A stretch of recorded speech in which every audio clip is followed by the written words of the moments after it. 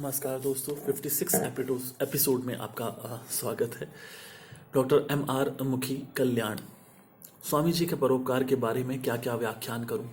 जैसे कि मुझे परम पूजनीय गुरुदेव के चरणों में बैठने का काफ़ी अवसर मिला तथा उनके दर्शन बार बार प्राप्त करने का सौभाग्य प्राप्त हुआ। अतः अपनी आंखों देखी घटना का जिक्र करता हूं कि कैसे स्वामी जी अपनी अलौकिक शक्ति से अपने सेवकों व शरण में आए हुए प्रेमियों के कष्ट दूर करते थे। रात्रि के लगभग 2 बजे का समय था।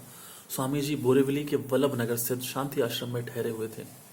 हम उनके सुबह जल्दी होने वाले सत्संग तथा उनके दर्शन की अभिलाषा हेतु वहां ठहरे हुए थे। श्री परमानंद गलानी, श्री शोभराज पेसुमल तथा श्री वीरभान सागर आदि हम सब सो रहे थे कि अचानक रात को 2 बजे किसी के चिल्लाने की आवाज आने लगी।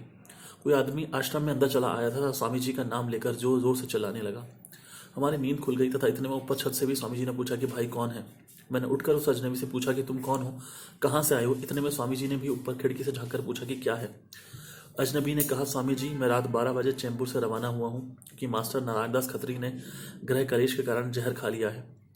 उसने काफ़ी अफीम ली है, अतः उसकी हालत बहुत ख़राब है। उसे अस्पताल ले गए हैं परंतु डॉक्टर कह रहे हैं कि इसकी हालत बहुत ख़राब है, अब नहीं बचेगा। पुलिस में भी रिपोर्ट की गई है। अब मैं उनके परिवार वालों को KM अस्पताल में छोड़कर आपके पास आया हूँ। वह आपका शिष्य है तथा मेरा मित्र है। अब आप कैसे भी उनकी जान बचाएं, हमें इस मुसीबत से बचाएं। उसकी धर्मपत्नी बहुत रो रही है। स्वामी जी अब आपके सिवाय और कोई मददगार नहीं है, आप कृपा कीजिए। स्वामी जी ने मुझे आज्ञा दी कि भाई इससे एड्रेस ले लो तथा उसे कहा कि हम सुबह आकर उसे देखेंगे। इस पर वह फिर कहने लगा कि स्वामी जी अब मैं जाता हूँ, आप अपनी कृपा दृष्टि बनाए रखें। स्वामी जी ने कहा कि तुम चले जाओ, सब ठीक हो जाएगा, हम सुबह आ जाएंगे। सुबह के 6 बजे थे। स्वामी जी नित्य कार्यक्रम से फारग होकर आश्रम से रवाना हुए। मैं, स्वामी जी, शोभराज व वीरभान सागर 4 जने थे। टैक्सी द्वारा सीधे KM अस्पताल पहुंचे। वहां उसके सारे रिश्तेदार रो रहे थे तथा डॉक्टर नाउम्मीद हो चुके थे। स्वामी जी के पहुंचने पर डॉक्टर एक तरफ हो गए। जैसे ही स्वामी जी ने नारायण दास को पुकारा तो उसने आंखें खोली। संत कृपाल दर्द सब निसई। स्वामी जी ने अपने मुखारबिंद से फरमाया नारायण, तो उसने देखा, आंखें खोली।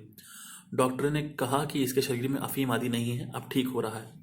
डॉक्टरों ने पुलिस वालों से कहा कि ये फूड पॉइजन का केस है, अतः पुलिस भी चली गई। वह बिल्कुल ठीक हो गया तथा उसके बाद कई वर्षों तक जीवित रहा। धन्यवाद।